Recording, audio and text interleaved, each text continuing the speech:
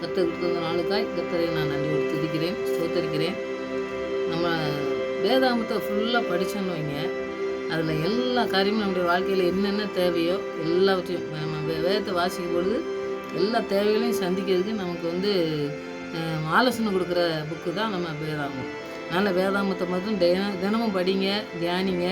அதில் நமக்கு என்ன நம்மளோட வாழ்க்கைக்கு இன்றைக்கி என்ன ஆண்டவரே நீங்கள் நடத்துங்கன்னு சொல்லி நம்ம கேட்கும் பொழுது அவர் நம்ம வசனத்தின் மூலமாக நம்மளோட கூட பேசுகிற தகப்பன். அதனால் நம்ம ஒவ்வொரு காரியங்களும் நம்ம இப்போ படிச்சுட்டு வரும்போதும் அந்த மாதிரி தான் படிச்சுட்டு வரோம்.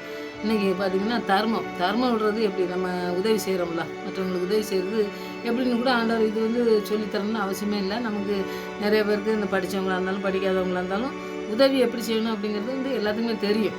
அது தெரிஞ்சது தானே, அப்போ ஏன் ஆண்டவர் எழுதியிருக்காரு அப்படின்னு சொல்லி நம்ம யோசனை பண்ணலாம். சிலர் வந்து இது என்ன தர்மத்தை செய்கிறத பற்றி இப்படி சொல்லியிருக்காரு ஆண்டவர். நம்ம ஆண்டவர் சொல்கிறபடி செய்யும்பொழுது நம்முடைய வாழ்க்கையில் அநேகம் தெரியாத காரியங்களில் நம்ம வேறு காரியங்கள் செய்வோம் பார்த்திங்கன்னா, அந்த மாதிரி செய்யாமல் தவிர்த்து ஆண்டவர் சொல்கிற காரியங்களை நம்ம செய்து ஆண்டவருடைய ஆசீர்வாதத்தை சுதந்திரத்துக்கொள்ள. ஏன்னா ஆண்டவர் சொல்கிறது மாத்திரம்தான் உண்மை. மற்றதெல்லாம் பார்த்திங்கன்னா நம்ம படிச்சுட்டு நமக்கு தெரிஞ்ச காரியங்களை செய்யும் பாருங்க, அது வந்து அவ்வளோ சரியான படியில் நம்ம நடத்த முடியாது. அதனால் ஆண்டவர் எப்படி உதவி செய்யணும்னு சொல்லியிருக்காரோ அதுபடி நம்ம செஞ்சு நம்ம அவனுடைய ஆசீர்வாதத்தையும் சுதந்திரத்துக்கொள்ளலாம். மற்றவங்களுக்கும் நம்ம உதவி செய்ய எப்படின்னு சொல்லி கற்றுக்கிடணும். அடுத்தவங்களுக்கு சொல்லிக் கொடுக்குற பிள்ளைங்களா நம்மளை ஆண்டவர் மாற்றுவார். அதனால் இன்றைக்கி உதவி செய்கிறது எப்படி, தர்மம் செய்கிறது எப்படி செய்யணும்னு ஆண்டவர் சொன்னதை இன்றைக்கி படிக்கலாம். இது வசனத்தை படிக்கும் பொழுதே நம்ம ஆண்டவர் என்ன சொல்கிறார், நமக்கு என்ன செய்ய சொல்கிறாரோ அதை நம்ம செய்கிறதுக்கு நம்ம தயாராக இருக்கிறதுக்கு ஆண்டவர்கிட்ட நம்ம ஜெயிப்போம். நல்ல தகவல் எனக்கு நன்றி செலுத்துகிற சுவாமி. தர்மம் செய்வது எப்படி, உதவி செய்வது எப்படி என்று எங்களுக்கு சொல்லி தந்திருக்கீங்க ஆண்டவரே. அதை நாங்கள் கடைபிடிக்கும் போது மாத்திரம்தான் இந்த உலகத்தில் ஆசீர்வாதத்தையும் மற்றவங்களுக்கு சொல்லிக் கொடுக்கறதுக்கான கிருபையும் நீங்கள் தந்து எங்களை வழிநடத்தத்தக்கதாக இந்த வசனத்தின் மூலம் எங்களோட கூட பேச வேண்டுமா ஜெபிக்கிறேன் ஆண்டவரே. இந்த வேத வசனங்கள் எல்லாம் ஆவியானவரால் எழுதப்பட்டதுனால ஆவியானவர் எங்களுக்கு போதித்து நடத்துகிற காரியங்களை நாங்கள் செய்து முடிக்கத்தக்கதாக எங்களுக்கு கிருபை பாராட்டணுமா ஜெபிக்கிறோம். நாங்கள் வழி விலகி போகாதபடி எங்களை வழிகாட்டியாக இருக்கிற இந்த வேத புத்தகங்களை ஆண்டவரை நாங்கள் தினமும் படித்து ஆண்டவரை உங்களுடைய பாத்திரை அமர்ந்திருந்து ஒவ்வொரு நாளும் நாங்கள் ஆண்டவரை கடைபிடிக்க வேண்டியதை கடைபிடித்து நீங்கள் சொன்னதை அப்படியே கீழ்ப்படிந்து நடக்க எங்களுக்கு ஒரு நாள் கற்றுத்தரணுமா ஜெபிக்கிறேன் ஆண்டவரை. இந்த வேத வசனங்கள் எல்லாம் எங்களுக்கு ஆண்டவரை போதித்து நடத்தக்கூடியதுக்கு எழுதி தந்திருக்கீங்க சுவாமி. அதை நாங்கள் ஆண்டவரை முழுமாய் ஆண்டவரை நாங்கள் அர்ப்பணித்து உங்களுடைய பாத்திரை அமர்ந்திருந்து இதை தியானிக்க எங்களுக்கு கிருபை செய்யுங்க. ஆவியானவர் எங்களுக்கு உதவி செய்யமா ஜெபிக்கிறோம். ஒவ்வொரு நாளும் எங்களுக்கு ஆண்டவரை கற்றுத்தாங்க சுவாமி. நீங்கள் கற்றுத்தரதை நாங்கள் கடைபிடிக்கவும் எங்களுக்கு உதவி செய்து வழிநடத்தமாக ஜெபிக்கிறோம். இந்த கிருபையினால் மூடி மறைத்து காத்து வழிநடத்தமாக ஜெபிக்கிறோம். ஆவியானவங்களோடு கூட பேசணுமா ஜெபிக்கிறோம். துதிக்கான மயமெல்லாம் நமக்கு சேர்த்துக்கிறேன். இயேசு ரட்சகனாகிய ஜெபங்களினால் பிதாவே, ஆமென். தர்மம் செய்வது உதவி செய்கிறதுனா எப்படி அப்படின்னு சொல்லி ஆண்டவர் வந்து சொல்கிறத மத்திய 6வது அதிகாரத்தில் 1ஆவதே ஆண்டவர் வந்து சொல்கிறத நம்ம பார்க்கலாம். மனுஷன் காண வேண்டும் என்று அவர்களுக்கு முன்பாக உங்கள் தர்மத்தை செய்யாதபடிக்கு எச்சரிக்கையாக இருங்கள். செய்தால் பரலோகத்தில் இருக்கிற உங்கள் பிதாவினிடத்தில் உங்களுக்கு பங்கில்லை. ஏன்னா பலன் கிடைக்காது. ஏன்னா நாம் வந்து ஒரு உதவி செய்தோம் பார்த்தீங்களா, உதவி செய்யும் பொழுது பார்த்திங்கன்னா அது வந்து மற்றவங்க பார்க்கணும். நிறைய பேர் செய்யும் பொழுது பார்த்திங்கன்னாக்கி ஒருத்தர் வந்து 10 பைசா கொடுக்காங்கன்னு வைங்க. நான் சின்ன பிள்ளையா இருக்கும்போதெல்லாம் பார்த்தா இப்போ 10 பைசா கொடுத்தோம் 4 நாள் கொடுத்தோம்னாக்கி அப்போ எனக்கு வந்து ரொம்ப பெருசாக கொடுக்கா அப்படின்னு நினைப்பாங்க என்ன அப்படின்னு நான் சொல்கிறதே நான் கேட்டிருக்கேன். அப்படியே ஒருத்தருக்கு உதவி செய்யும் பொழுது பார்த்திங்கன்னா அது வந்து சரியான உதவியும் கிடையாது. நாம் வந்து மற்றவங்களுக்கு தர்மம் செய்தோம் அப்படின்னு சொல்லி சொல்கிறாங்க பார்த்திங்களா, அது வந்து வேதத்தின் அடிப்படையில் வந்து சரியான இது கிடையாது.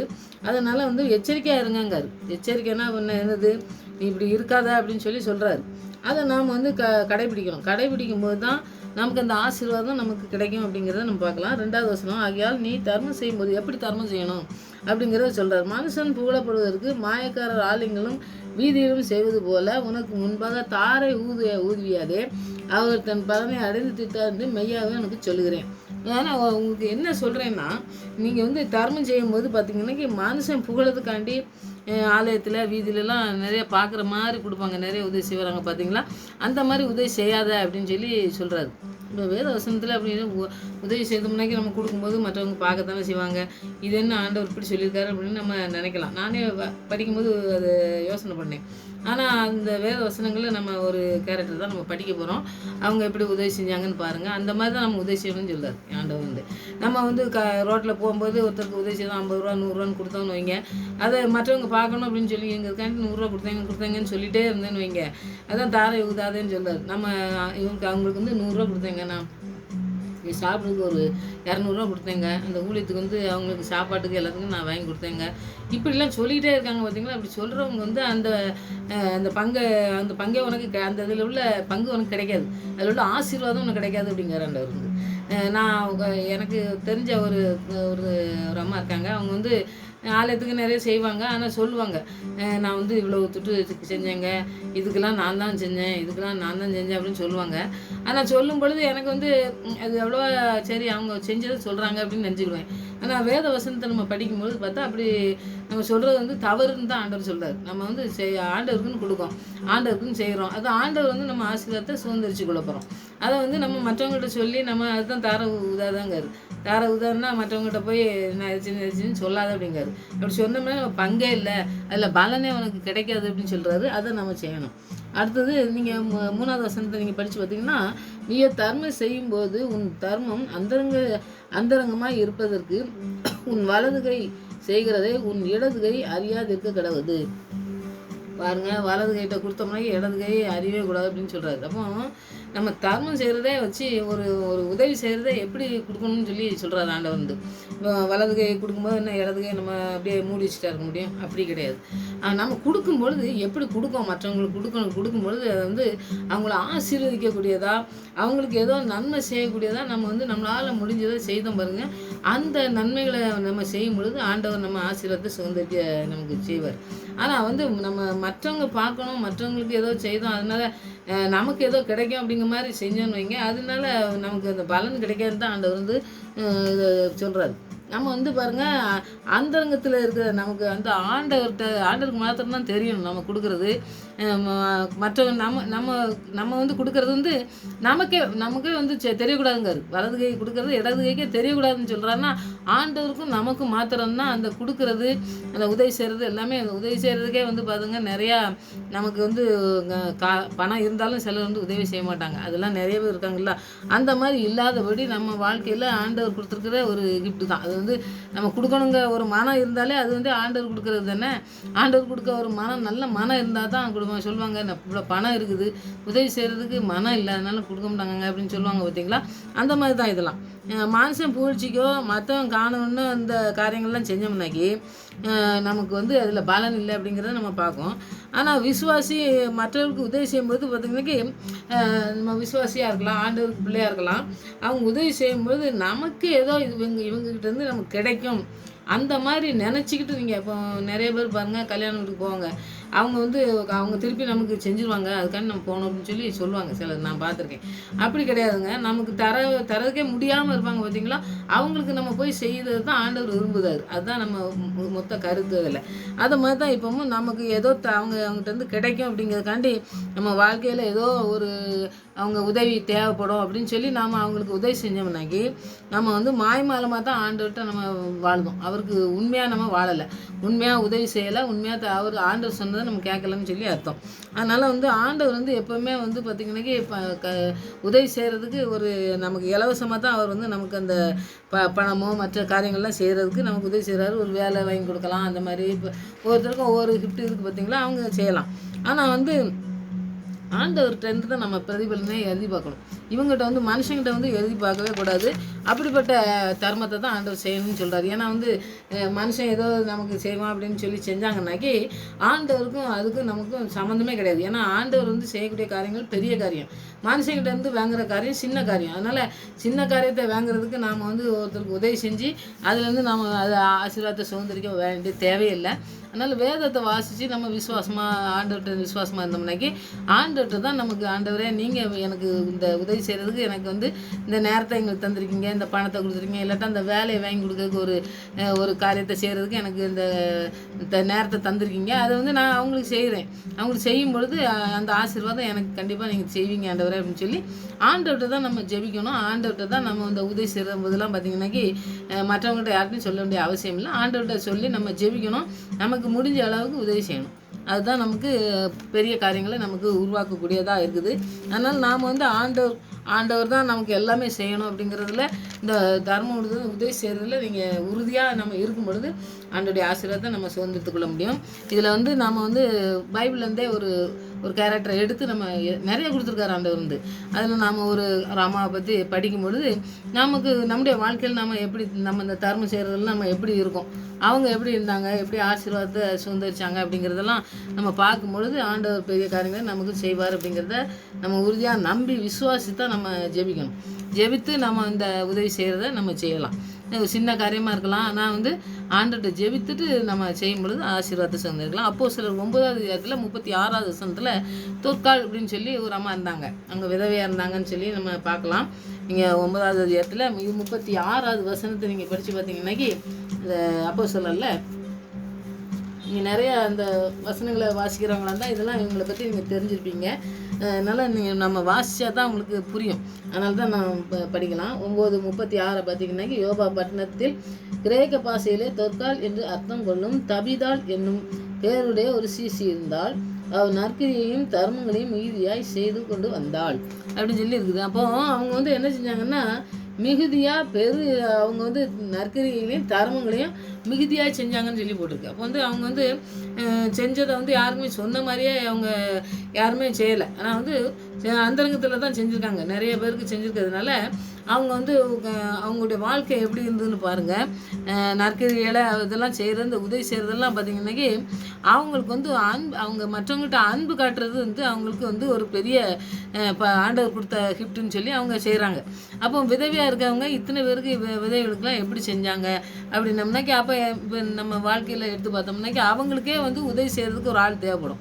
அப்போ வந்து இவங்க வந்து மற்றவங்க எல்லா உதவிகளுக்கெல்லாம் உதவி செஞ்சாங்க அப்படின்னு சொன்னாங்கன்னா எப்படி செஞ்சுருப்பாங்க? ஒரு ட்ரெஸ் அதெல்லாம் தைச்சி கொடுத்தாங்கன்னு சொல்லி நம்ம பின்னாடி படிக்கலாம்.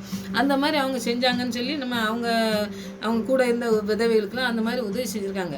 செஞ்சதுனால அவங்க மேலே ரொம்ப அன்பு காட்டினதுனால அவங்க மேலே அன்பாக இருந்திருக்காங்க எல்லாரும் சொல்லி நம்ம பார்க்கலாம். அந்த வசனங்களெல்லாம் நீங்கள் படித்து பார்த்தீங்கன்னாக்கி, அந்த அதிகாரத்தெல்லாம் நீங்கள் படிச்சிங்கன்னாக்கி தெரியும். அந்த நாட்களில் பார்த்திங்கனாக்கி அவங்க வியாதிப்பட்டு மரித்து போகிறாங்க. அவங்க வந்து மரித்து போனதுனால இவங்களுக்கு கூட இருந்தவங்களுக்கெல்லாம் பார்த்திங்கனாக்கி ஒரே கஷ்டம். ஏன்னா நம்ம வந்து இந்த மரித்து போகிறது, இந்த உயிரோடு இருக்கும்போது மரித்து போகிறதுக்கு ரெண்டுக்கும் வந்து பார்த்திங்கன்னா இடையில அவங்க மற்றவங்களுக்கு என்ன உதவி செஞ்சுருக்காங்களோ அந்த இதை வச்சு தான் வந்து பார்த்திங்கனாக்கி அவங்க மேலே அன்பு காட்டுவாங்க. ஐயோ அப்படின்னு சொல்லி அழுவாங்க. அப்படி நம்ம பார்க்க பார்த்தீங்களா, அது மாதிரி உலக காரியங்கள் மாதிரி தான்.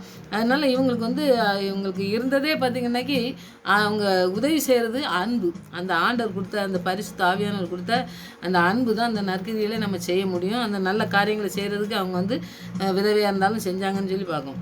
இப்போ அதிசயங்களை அப்பவங்களெல்லாம் நடத்த இந்த பவுல்லாம் செஞ்சார் பார்த்திங்களா, அந்த மாதிரி இந்த அன்பு காட்டுறதுக்கெல்லாம் ஒரு ஆண்டவர் கிஃப்ட்டு தான். அந்த ஒரு 1 கொரிந்தியர் 13வது அதிகாரத்தில் முழுசும் பார்த்திங்கன்னாக்கி அன்பு.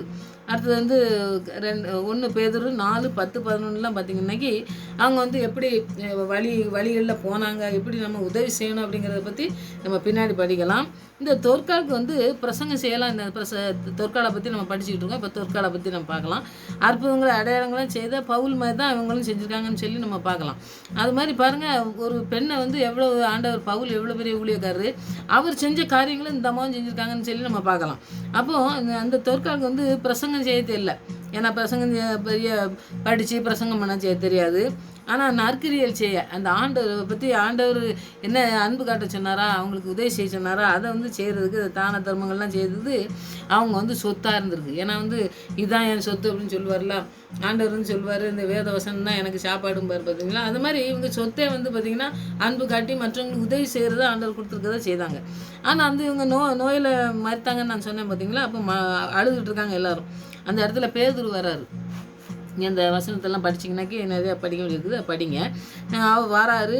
அவர் வந்தவொடனே இவங்கெல்லாம் அழுதுட்டு இருக்கும்போது அவங்கள வந்து அவரை உயிரோட அந்த அம்மாவை எழுப்புதார். இவர் அந்த அவருடைய நற்கிரியின் பலனாக பாருங்க, அவருக்கு வந்து அவரை உயிரோட எழுப்பி அவங்ககிட்ட கொடுத்துட்டு போகிறாரு.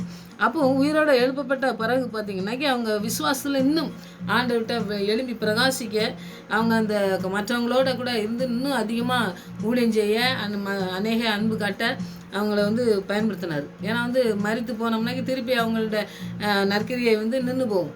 ஆனால் அப்படி நிறுத்தாமல் திருப்பி எழுப்பி விட்டு உயிரோடு எழுப்பி அப்புறமா இன்னும் அதிகமாக ஆண்டவர்கிட்ட பிள்ளைகளெல்லாம் எழுப்புறதுக்கு மற்ற விதைகளுக்கு உதவி செய்கிறதுக்கு அவங்க வந்து அந்த வாய்ப்பை பெற்றுக்கொண்டாங்க. அதனால் நம்முடைய வாழ்க்கையில் பார்த்திங்கன்னாக்கி இப்படி இருக்கோமா வாழ்க்கையில் நம்ம வந்து மறிக்கும் வர எத்தனையோ பேருக்கு உதவி செஞ்சுருக்காங்க. உதவி செய்யறதுனாக்கி அவங்க வந்து அழுதுக்க மாட்டாங்க.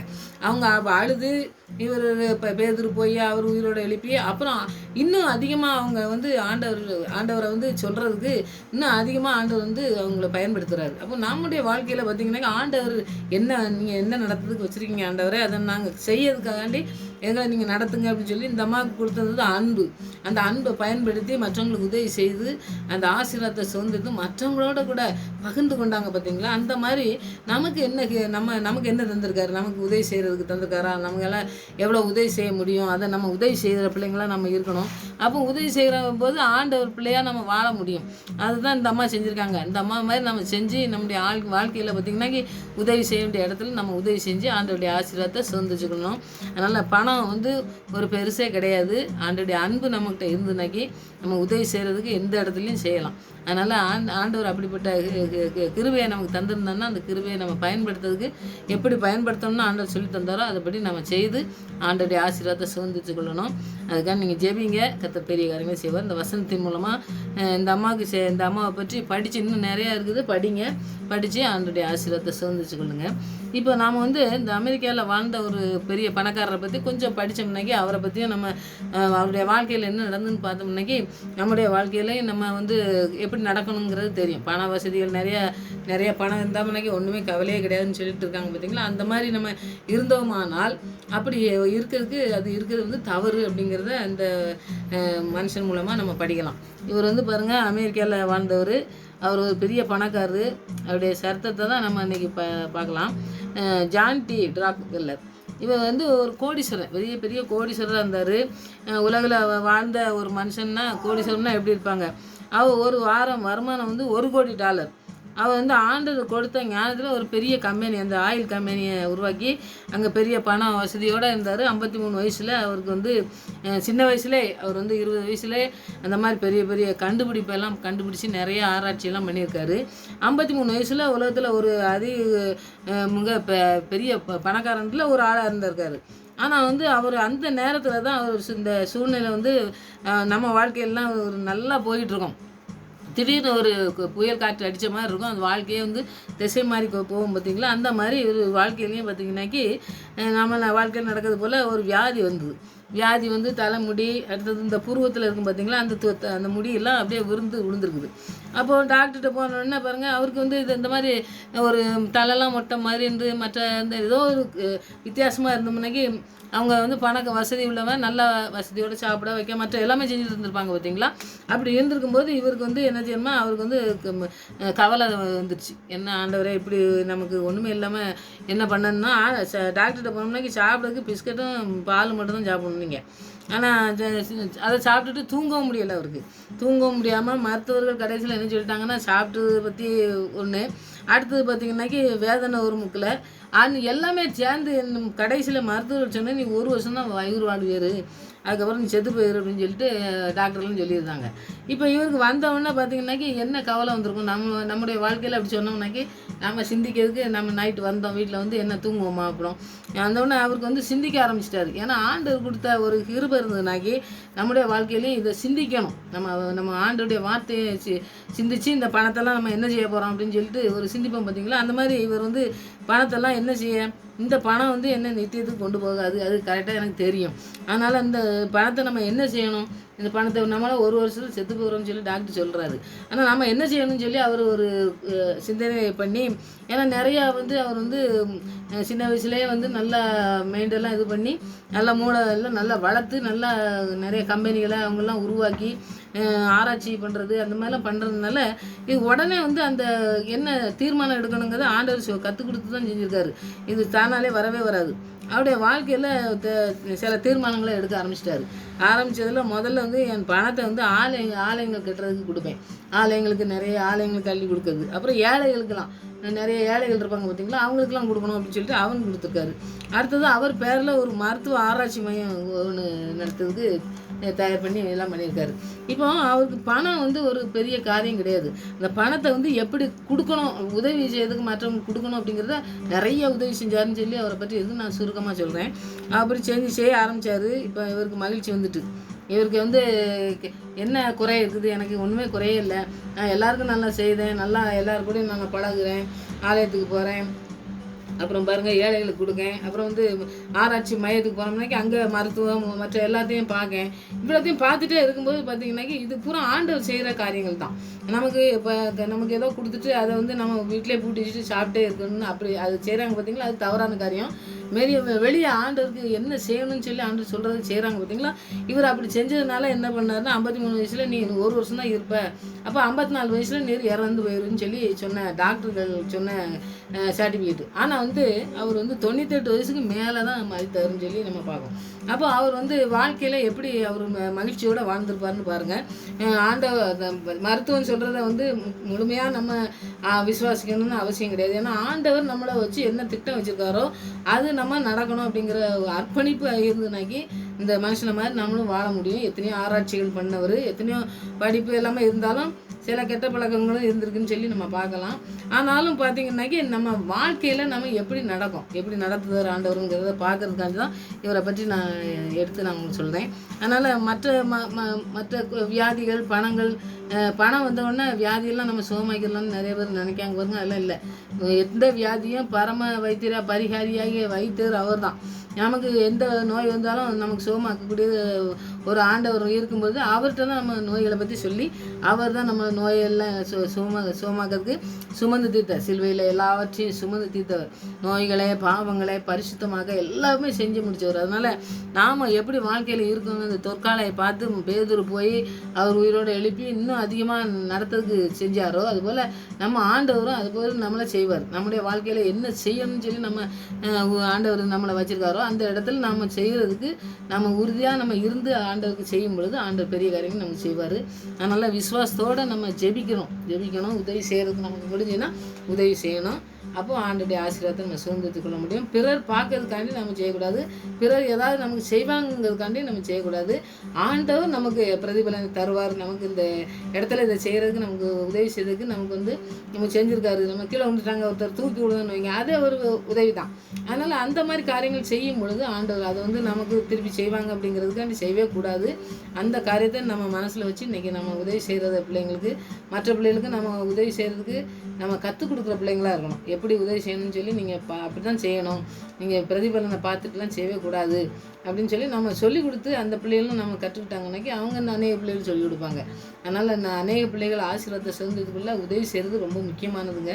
அதனால் ஆண்டவர் சொன்ன வார்த்தையின்படி நம்ம செய்து ஆண்டவருடைய ஆசீர்வாதத்தை சேர்ந்து வச்சுக்குவோம். நம்ம பிள்ளைகளுக்கு சொல்லுவோம், மற்ற பிள்ளைகளுக்கு சொல்லுவோம்.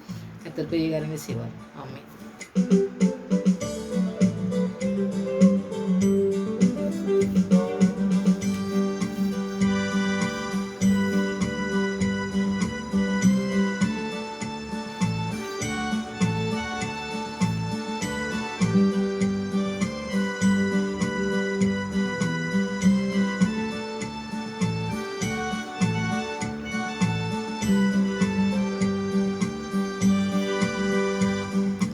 உதவி வரும் கண்மலை நோக்கி பார்க்கின்றேன், வானம் வையம் படைத்தவரை நான் பார்க்கின்றேன். உதவி வரும் கண்மலை நோக்கி பார்க்கின்றேன், வானம் வையம் படைத்தவரை நான் பார்க்கின்றேன். கால்கள் தள்ளாட விடமாட்டா, காக்கும் தேவன் உறங்க மாட்டார். கால்கள் தள்ளாட விடமாட்டா, காக்கும் தேவன் உறங்க மாட்டார். இஸ்ரவேலை காக்கிறவர் என்னாலும் தூங்க மாட்டார். இஸ்ரவேலை காக்கிறவர் என்னாலும் தூங்க மாட்டார். உதவி வரும் கண்மலை நோக்கி பார்க்கின்றேன், வானம் வையம் படைத்தவரை நான் பார்க்கின்றேன்.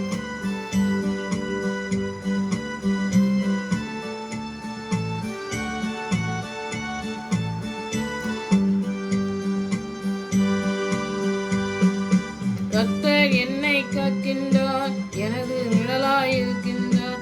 கர்த்தர் என்னை காக்கின்றார், எனது நிழலாயிருக்கின்றார். பகலிலும் இரவிலும் பாதுகாக்கின்றார். காக்கின்றார், பகலிலும் இரவினிலும் பாதுகாக்கின்றார். உதவி வரும் கண்மலை நோக்கி பார்க்கின்றேன், வானம் வையம் படைத்தவரை நான் பார்க்கின்றேன்.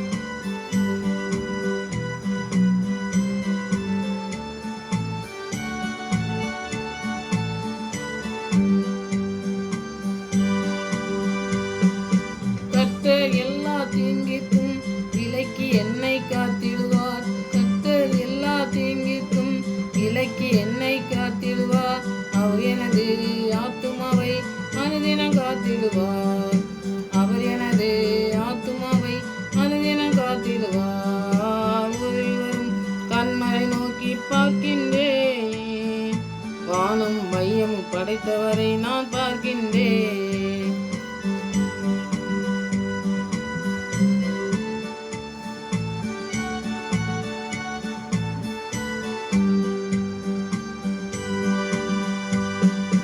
போகும் போதும் காக்கின்றார், திரும்பும் போதும் காக்கின்றார், போகும் போதும் காக்கின்றார், திரும்பும் போதும் காக்கின்றார். இப்போதும் எப்போதும் என்னாலும் காக்கின்றார், இப்போதும் எப்போதும் என்னாலும் காக்கின்றார். உதவி வரும் கண்மலை நோக்கி பார்க்கின்றேன், வானம் வையம் படைத்தவரை நான் பார்க்கின்றேன்.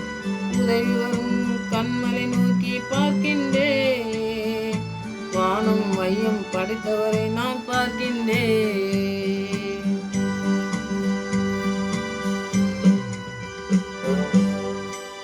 ஜெய்போ நல்ல தகப்பனே, எனக்கு நன்றி செலுத்துகிறோம் சுவாமி. உடைய வளமுள்ள பிரசனத்தினால் எங்களை நிறுத்தி வழிநடத்துமா ஜெபிக்கிறோம் சுவாமி. உதவி செய்வது எப்படி என்று ஆண்டவரை பிரதிபலன் நாங்கள் எதிர்பாராதபடி உதவி செய்ய எங்களுக்கு கற்றுத்தாங்க. எங்களுடைய பிள்ளைகள் உதவி செய்கிற பிள்ளைகளாய் மாறட்டும். தகப்பனே, நீங்கள் எல்லாரும் கொடுங்கள் கொடுக்கப்படும் என்று சொன்னீங்களே, அதுபடி பிள்ளைகளுடைய வாழ்க்கையில் நீங்கள் பெரிய ஆசீர்வாதத்தை தரணுமா ஜெபிக்கிறோம். கேட்குற பிள்ளைகளுக்கு அப்படிப்பட்ட ஆசீர்வாதத்தை தரணுமா ஜெபிக்கிறோம் சுவாமி. நாங்கள் ஆண்டவரை எந்த விதத்தில் உதவி செய்ய வேண்டும் என்று நீங்கள் வைத்திருக்கீங்களோ அந்த உதவியை செய்ய எங்களுக்கு நீ கிருபை பாராட்டணுமா ஜெபிக்கிறோம் சுவாமி. உடைய வளமுள்ள பிரசனம் எங்களை வழிநடத்தணுமா ஜெபிக்கிறோம். எப்படி உதவி செய்ய வேண்டும், எப்படி ஆண்டவரை கொடுக்க வேண்டும் என்று ஆண்டவர் நீங்கள் எப்படி கற்றுத்தரீங்களோ அதுபடி நாங்கள் நடந்து செல்ல கீழ்ப்படி எங்களுக்கு கற்றுத்தருமா ஜெபிக்கிறோம் சுவாமி. ஏனோ தானோ வந்து நாங்கள் வாழாதபடி எங்களுடைய வாழ்க்கையிலே உங்களுடைய வார்த்தைக்கு கீழ்ப்படிந்து நாங்கள் வாழ எங்களுக்கு கற்றுத்தர வேண்டுமா ஜெபிக்கிறோம் சுவாமி. இப்படிப்பட்ட ஆசீர்வாத பிள்ளைகள் ஆண்டவரை உதவி செய்யும் பொழுது கற்றுக்கொள்ளட்டும். வேத வசனத்தின் மூலம் அநேக காரியங்களை கற்றுக்கொள்ளட்டும். வேத வசனங்களை படிக்கும் பொழுது முழங்காலில் நின்று உம்மிடத்தில் ஜெபித்து பிள்ளைகள் ஆசீர்வாதத்தை பெற்றுக்கொள்ளவும் முடிவு எடுக்கவும் தேவன் தாமே கிருபை செய்யுமா ஜெபிக்கிறோம். தகப்பனே, அவருடைய மூளைக்கு எட்டினபடி முடிவெடுத்து வாழ்க்கையிலே கீழ்ப்படிந்து நடக்காதபடி ஆண்டவரை ஆசீர்வாதத்தை இழந்து போகிற பிள்ளைகள் மத்தியிலே ஆண்டவரே நீங்கள் பேச வேண்டுமா ஜெபிக்கிறோம். அந்த ஆசீர்வாதத்தை சுதந்திரத்துக்குள்ள திரும்பவும் தகப்பனே பிள்ளைகள் வரும்பொழுது அவளை ஆசீர்வதித்து வளர்ந்துமா ஜெபிக்கிறோம். இடத்துல வருகிறவனே புறம்பே தழுவல் என்று சொன்ன தேவ கிருபை இந்த நாட்களிலே பிள்ளைகள் வரும்பொழுது தகப்பனே அவங்களுக்கு உதவி செய்யுங்க, அவங்களை ஆசீர்வதிங்க. பிள்ளைகள் எந்த இடத்துல வைக்கப்பட்டிருக்கீங்களோ அந்த இடத்துல உதவி செய்து அவங்களை அநேக பிள்ளைகளுக்கு உதவி செய்கிற பிள்ளைகளாக மாறட்டும். எந்த இடத்துல தலை குனிந்து நிற்கிறாங்களோ அந்த இடத்துல உயர்ந்து நிற்க தேவ கிருபை கண்மலையுமே நிறுத்துகிற தேவ கிருபை நாட்களை நடத்தி செல்லணுமா ஜெபிக்கிற சுவாமி. எந்த இடத்துல நாங்கள் வைக்கப்பட்டிருக்கோமோ அந்த இடத்துல ஆண்டவரே பிள்ளைகள் அர்ப்பணிக்கட்டும். அர்ப்பணித்து உங்களுடைய ஆசீர்வாதத்தை சுதந்திரத்து கொண்டு அநேகருக்கு ஆசீர்வாதமாய் மாற்ற வேண்டுமா ஜெபிக்கிற சுவாமி. எப்படிப்பட்ட ஆசீர்வாதத்தை இந்த நாட்களை தர வேண்டுமா ஜெபிக்கிறோம். வசனத்தின் மூலம் படுத்திருக்கிறோம். ஆண்டவரே ஆவியானவர் எங்களுக்கு உதவி செய்து வழிநடத்துமா ஜெபிக்கிறோம். நாங்களும் உதவி செய்யணும். எங்களுக்கு உதவி செய்ய நீங்கள் எங்களுக்கு உதவி செய்து என்ன நடத்த வேண்டும் என்று கற்றுருந்து வழிநடத்தமாக ஜெபிக்கிறோம். ஆவியானவர் அப்படி கற்று தந்து எங்களை வழிநடத்தமாக முன்னாடி ஜெபிக்கிற சுவாமி. உடைய பாதத்தில் அமர்ந்திருக்கவும் உடைய வார்த்தை கீழ்ப்படியும் இன்னும் அதிகமாக கற்றுத்தந்து வழிநடத்தமாக ஜெபிக்கிறோம். தேவை என்ன வேண்டாலும் ஆண்டவரை பிள்ளைகளுக்கு ஆண்டவரை தந்து நீ நடத்தி செல்ல வேண்டுமா ஜெபிக்கிறோம். எங்களுக்கு பதில் கொடுத்துகிற தேவன் என்று நாங்கள் விசுவாசிக்க எங்களுக்கு கற்றுத்தந்து வழிநடத்தமாக ஜெபிக்கிறோம். துதிக்கிற ஸ்தோத்திரிக்கிற ஆண்டவரே, பணக்கார ஆண்டவரை கோடீஸ்வரர் எப்படி செய்தாரோ அதுபோல் ஆண்டவரே நாங்கள் ஆண்டவரே ஆசீர்வாதத்தை சுதந்திரத்துக்குள்ள எப்படி உதவி செய்ய வேண்டும் என்று நாங்கள் கற்றுக்கொண்டு உதவி செய்ய கற்றுத்தரோம். அப்படிப்பட்ட ஆசீர்வாதத்தை இந்த நாட்டிலே நிற்கிறது தந்து வழிநடத்தமாக ஜெபிக்கிறோம். ஜெபத்துக்கு பதில் கொடுத்தோம்னா நன்றி. நான் உங்கள் சமூகத்தில் வரும் வரை எங்களுக்கு காத்து வழிநடத்தமாக ஜெபிக்கிறேன். துதிக்க அந்த மயமெல்லாம் நமக்கு சேர்த்து ஏசு ரச்சம் நாம் ஜெபங்களுக்கு நல்ல பிதாவே. ஆமென்.